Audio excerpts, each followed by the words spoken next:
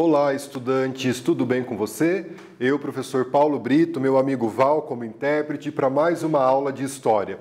A aula de hoje a gente tem como objetivo analisar aí o escravismo no Brasil, né? Esse modo de produção que vai ser trazido para o Brasil aqui no século XVI, considerando aí o trabalho e a forma de resistência dos africanos que foram trazidos para o Brasil para serem escravizados, né? Trago aqui uma discussão inicial, né? Será que a escravidão ela é um fenômeno recente? Ela aconteceu aí nos últimos 200, 300 anos? Será que existe escravidão nos dias atuais, né? Vamos parar e fazer essa reflexão, trazendo aí para a nossa discussão. A escravidão ela existiu em diferentes períodos históricos, ela se constitui como um modo de produção. No Egito Antigo, por exemplo, lembram de Moisés, na passagem que ele retira os hebreus que eram escravos do Egito. No Império Romano, nós vamos ter a revolta de Espartaco. Espartaco era escravo no Império Romano e lidera essa revolta. E aqui no Brasil, infelizmente. Então, a forma de trabalho e escravidão, ela existe ao longo dos períodos históricos. E, infelizmente, no mundo de hoje, aqui no Brasil não é diferente, nós temos aí pessoas que vivem em condições similares à escravidão, que trabalham em condições similares à escravidão, que deve ser combatido por toda a sociedade. E como que essa escravidão ela interfere nas relações sociais no Brasil de hoje? Né? Qual é a herança que nós temos nessas relações desse processo de escravidão, um processo que foi legalizado aí por mais de 300 anos, como que ele vai interferir nas relações nos dias de hoje? Você já se perguntou se havia escravidão na África antes da chegada dos europeus? Será que o continente africano ele tinha esse modo de produção? Já existiam os escravos na África antes dos europeus ou foram os europeus que introduziram esse modo de produção? Você considera que a escravidão ela contribui para o processo de desigualdade no Brasil? A gente precisa pensar essas questões, né? Então havia sim a escravidão na África antes da chegada dos europeus. Como a gente viu, a escravidão ela passa aí por vários períodos históricos. Os europeus, em especial os portugueses que colonizaram o Brasil, eles vão então comercializar essa mão de obra e eles vão lucrar com essa mão de obra. E claro, né, é uma relação muito direta desse processo de escravidão que o Brasil viveu com as desigualdades sociais que nós temos no Brasil no dias de hoje. E essas desigualdades precisam ser debatidas, precisam ser combatidas e a gente tem que diminuir e, quem sabe, um dia acabar com essas desigualdades sociais. Gente, o processo de escravidão, portanto, é a exploração dessa mão de obra africana que foi trazida pelo Brasil. A gente precisa aí ter uma narrativa de acordo com a história, né? Esses africanos não vieram para o Brasil, eles foram trazidos. Muitos deles não tinham a condição de escravos na África, né? Eles foram trazidos para o Brasil para serem utilizados como uma mão de obra escrava aqui no Brasil. Então, compreender esse processo de escravidão, a gente compreende parcialmente os problemas sociais que o Brasil vive hoje, beleza? Gente, sobre a mão de obra, né? Então, a economia açucareira, aquela economia colonial que a gente vai desenvolver aqui no Brasil a partir do século XVI, ela demandava uma grande mão de obra. Então, precisava aí de bastante gente para trabalhar nesse processo de fabricação do açúcar, nesses canaviais aqui no Brasil. No início, né, ali no começo da nossa colonização, houve a tentativa da escravização dos indígenas, né? Então, era tido como um recurso disponível aqui em quantidade. A partir do século XVII, nós vamos ter o predomínio da mão de obra africana que foi trazida para o Brasil para ser utilizada como escravo, né? Prof, por que a gente não utilizava os indígenas? Pessoal, uma série de fatores fez com que a mão de obra indígena não fosse utilizada como escravo, embora ela tenha existido em menor escala em alguns períodos na história do Brasil. Uma das principais questões é a presença dos jesuítas aqui no Brasil e eles vieram para catequizar os indígenas e expandir a fé católica. Uma outra questão é que os indígenas conheciam o território e facilmente fugiam, se embrenhavam pelas matas e dificilmente eles eram recapturados. E o indígena também tinha uma relação com o trabalho que não era uma relação comercial, não era uma relação de exploração, como era essa ética capitalista, né, essa ética que existia em Portugal nessa época, em explorar economicamente aqui o Brasil. A relação do indígena com a natureza, por exemplo, era uma relação de subsistência. Então, diante desses fatores, a alternativa encontrada pelos colonizadores portugueses foi a introdução de africanos e africanas aqui no Brasil para serem escravizados nesse processo de exploração. A mão de obra, então, aí os negros e negras escravizados, eles foram a base das principais atividades econômicas do período colonial. Não só na cana-de-açúcar, mas também nas drogas do sertão, na produção de cacau, de algodão, no ciclo do ouro em Minas Gerais, no século XVIII. Vai chegar a utilização desses escravos nos plantios de café típicos do século XIX. Como o professor explicou para você, ao longo desses mais de 300 anos, a utilização dos escravos aqui no Brasil. Então, o açúcar, a mineração, a criação de gado, transporte, o comércio, os escravos eles vão ser utilizados nessas funções aqui no Brasil. Então, a escolha pela escravidão. Ali eu trago uma imagem dos fenótipos que tinha na África naquele período, então, dessas populações que vieram para o Brasil para trabalharem como escravos aqui, para serem escravizados aqui. Então, a barreira cultural com os indígenas, então os portugueses eles já tinham contato no continente africano, eles já tinham suas feitorias no continente africano, existia essa barreira cultural. As epidemias, então era comum, as epidemias entre os indígenas, a gente sabe que grande parte desses indígenas foram dizimados pelas doenças trazidas pelos portugueses. Os africanos já dominavam algumas técnicas que os portugueses vão introduzir aqui no Brasil, como o plantio da cana-de-açúcar. A oposição, como eu disse, à escravização indígena por parte dos jesuítas e os lucros gerados com o tráfico negreiro. Trazer o africano para o Brasil para ser escravizado gerava um bom lucro para esses comerciantes de escravos. Então, eles viam nessa escravização, nesse comércio, uma possibilidade de enriquecimento. Beleza? A gente tem aqui uma atividade para a gente fazer, vou ler o enunciado da atividade com vocês, sobre a vida dos africanos e africanas escravizados no Brasil, podemos assinalar como alternativa correta. Vou deixar aqui as alternativas e a gente volta para a correção.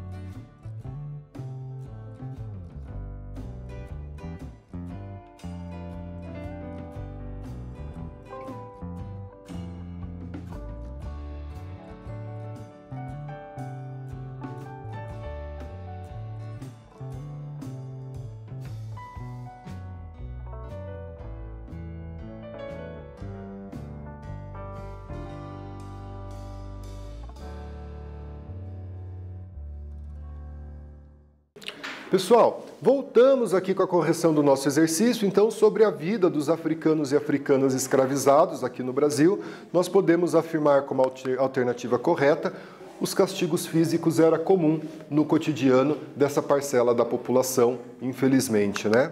Então, o cotidiano nos engenhos. O padre Antonil foi um padre que esteve aqui no Brasil, jesuíta, durante alguns anos. Ele vai escrever que para o negro era necessário apenas 3 P's: pau, pano e pão. Então, a gente faz uma análise sobre isso, né? Ele diz aí a questão do pau, os castigos físicos, o pano, as roupas, era necessário, né, que eles cobrissem os seus corpos, e pão, uma alimentação muito precária destinada a esses negros e negros, né? Comiam tudo que lhe caíssem às mãos. Inclusive, era comum em algumas fazendas que essa população de escravos usassem, né, o que a gente chama como máscara de Flandres, para evitar, tampava a boca desses negros e negras escravizados, para evitar que eles se alimentassem daquilo que não era destinado a eles, né? Apesar aí de todo o sofrimento de serem trazidos para o Brasil, havia também a privação da liberdade, obviamente, mas o acesso à alimentação também era precário por parte dessa população. Eu trago aqui para vocês uma obra do Rugendas, trazendo aí, né, um retrato dessa vida dos negros e negras escravizados aqui no Brasil. Ele mostra, então, aqui nessa parte mais superior, né, a casa grande, aonde morava o senhor do engenho, a família do engenho, da onde ele administrava, e aqui a residência, né, desses escravos, essa casa onde ele morava. Vejam a quantidade de pessoas, muito provavelmente ocupando um espaço pequeno, as crianças, né, e essa população africana aqui no Brasil, nessa casa, né, na senzala, ou aonde eles habitavam nesse período. Gente, então a gente tem uma segunda atividade aqui, a partir do que foi estudado. Observe a gravura ao lado, né? A gente tem aqui uma gravura retratando os castigos físicos, né, com essa população. Então, peço que vocês descrevam a cena e a gente faz juntos aí um breve parágrafo explicando a condição dos escravizados aqui no Brasil colonial. Beleza?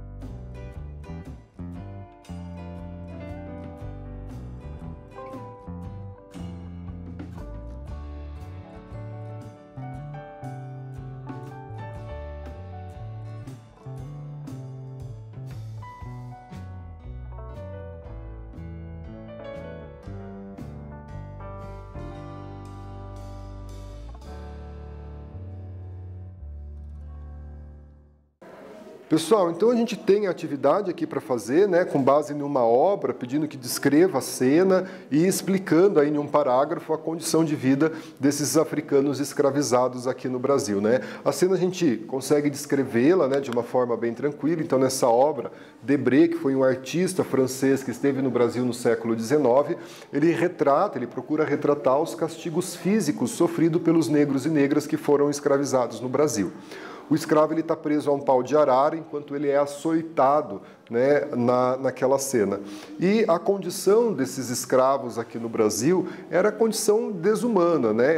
Eles moravam, né, na senzala, moradias precárias, as condições extremamente insalubres, uma alimentação que não era adequada, foram tirados do seu continente, tirados das suas famílias e foram trazidos para o Brasil, além dos castigos físicos, como retratado aqui na obra do Debré. Gente, a origem dos africanos, né? Então, a África, o continente africano, um continente gigantesco. Qual foi a origem dos africanos trazidos? Foi no continente africano, mas qual região do continente africano esses negros e negras foram trazidos para o Brasil, né? Então, eles vieram principalmente de duas regiões da África, da costa ocidental e da costa central da época. São as duas regiões mais próximas da África para o Brasil e a gente vai entender também os motivos da escolha dessas regiões, né? Os portugueses mantinham feitorias nessas regiões. O que isso significa, né? Quando eles faziam um comércio, périplo africano, a viagem até as Índias, era necessário que tivesse portos de parada para os navios, para que reabastecesse a alimentação, fizesse a higiene do navio, a questão da água potável e das trocas comerciais. Então, os portugueses, ao longo da costa africana, ele fazia essas feitorias, esses portos, para que pudessem, então, aportar com os seus navios. Então, eles já conheciam parte desse continente africano, parte desse litoral africano. A menor distância entre a África e a América, então esses pontos da África, da costa ocidental e da costa central, eram mais próximos da América, o que deixava a viagem com o menor tempo, que garantia que a maior parte desses negros e negras chegassem com vida aqui no Brasil, uma vez que a viagem era uma viagem muito complicada, né, nos navios negreiros, nos porões dos navios. E essa viagem mais curta, com menor mortalidade de negros e negros, garantia uma lucratividade maior para esses comerciantes de escravo. Aqui eu trago um mapa para vocês, né, dessas regiões da África. Em vermelho, para que a gente entenda o mapa, né, a gente chama de África, né, a região da África do Sul ou África Meridional. Aqui em cinza, a gente chama de África Oriental. Aqui, nessa cor mais arroxeada, África do Norte. E as duas regiões da onde vieram a grande maioria de negros e negras para o Brasil, aqui em verde da África Ocidental e nesse rosa conhecida como África Central. São regiões mais próximas do Brasil, onde Portugal já tinha algumas feitorias nesse litoral. O fato, então, de ser mais próximo diminuía o tempo da viagem e também as relações que Portugal estabeleceu nessas regiões. Eles começam a ocupar aí e fazer alguns acordos com tribos africanas que dominavam outras tribos, capturavam esses africanos para que fossem enviados para o Brasil. Gente, temos um quiz aqui para que possamos fazer e o quiz diz o seguinte: de quais regiões da África a maioria dos africanos que foram escravizados vieram aqui para o Brasil? A gente tem as alternativas, deixa aquele tempo na tela e a gente volta com a resposta.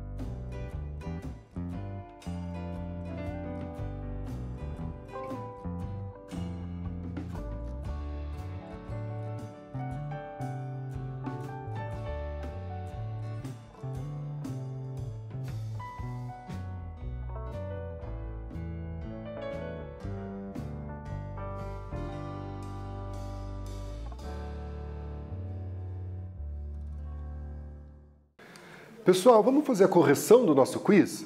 Afinal, de quais regiões da África vieram a maioria dos africanos que foram escravizados aqui no Brasil? Então a gente tem a alternativa, uma questão muito tranquila, a gente tem um mapa para nos auxiliar nessa questão. Então aqui da África Ocidental e da África Central, regiões mais próximas, Portugal já tinha suas feitorias, regiões mais próximas do Brasil, e Portugal já tinha a feitoria nessas regiões, já tinha os seus portos nessa região. Então, na aula de hoje a gente fez o quê, pessoal? A gente entendeu um pouquinho essa retomada, nessa opção pela mão de obra africana em substituição à mão de obra indígena. Então nós vamos, deixar de utilizar os indígenas como escravos pela proibição, pelas questões que a gente aprendeu na aula de hoje, e nós vamos introduzir a mão de obra africana em forma de escravidão. A maioria dos africanos vieram da costa ocidental e da costa central da África, como a gente viu na aula de hoje, as regiões mais próximas do Brasil, onde Portugal já tinha feitorias, já tinha contatos ali.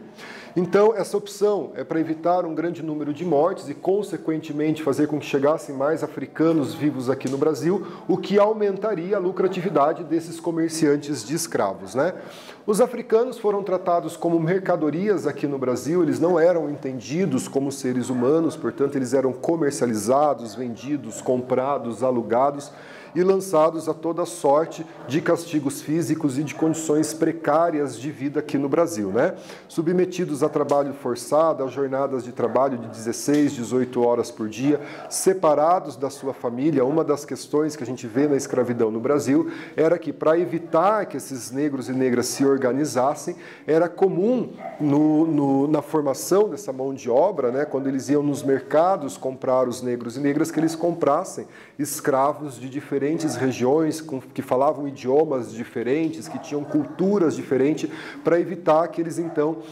pudessem organizar alguma forma de resistência mais específica. Separavam inclusive as famílias quando chegavam aqui no Brasil. A senzala como habitação dessa população de negros e negras aqui no Brasil, Enquanto o homem branco morava na casa grande, com conforto, e os acessos que a sua família tinha, os negros e negras passam então a residir nas senzalas. Beleza? As nossas referências para você retomar alguns assuntos. Agradeço a sua atenção, agradeço o Val, que faz aí as libras para que a aula fique mais acessível. Tenham todos um excelente estudo e a gente volta na próxima aula. Até mais, pessoal!